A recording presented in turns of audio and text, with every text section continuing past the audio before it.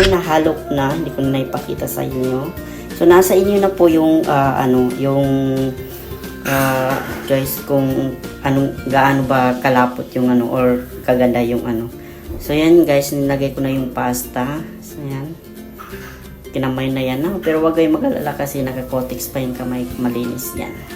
Char. So ito na.